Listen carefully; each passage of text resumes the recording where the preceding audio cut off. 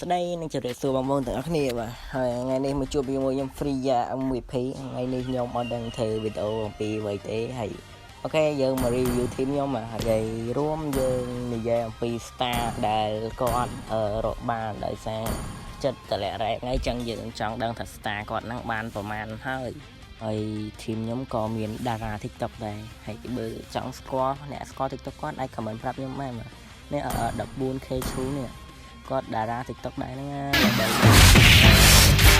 យរួមគាត់អភិជនដែរណាតែមិនអភិជនដល់ World Glitter អីទេគ្មានទេអភិជនធម្មតាគ្រាន់តែមកធៀបគាត់មាន skin ច្រើនជាងគេអញ្ចឹងណានេះមើល skin គាត់ទៅហើយ rank គាត់មិញហ្នឹងអូបានវិញខ្ញុំភ្លេចមើលអូបាន30 star ហើយចាញ់ចុយមកចាញ់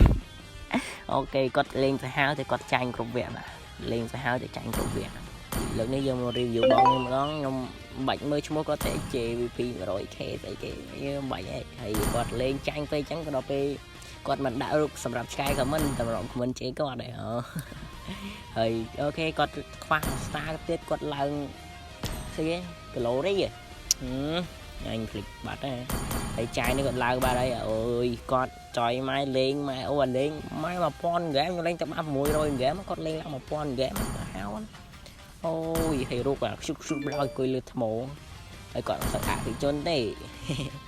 តែមើល win rate 49តែ1227 ហ្គេមសាហាវខ្ញុំលេងតែបាន600 ហ្គេមជាងនៅហើយពីស្តានឹងគូគិត win rate ធ្លាក់ដល់ហ្មងហើយយើងដូចជាគ្មានអ្នក review ទេអូ bro នេះដូច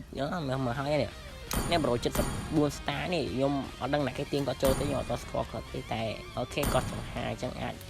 ទៅគាត់ញ៉ៃគាត់បានព្រោះម៉ែ Pro នេះអត់សូវមាន skin តែលេងសាហាវមិនដូចបង 14k សុទ្ធតែ skin លេងអត់ឡើង rank ទេហើយមកមើល account ខ្ញុំម្ដងហើយអត់ថាមើលហើយថាចុះឲ្យអាមួយនេះលេងឃើញក្នុងមិននៅក្រៅធ្លាក់សម្បើម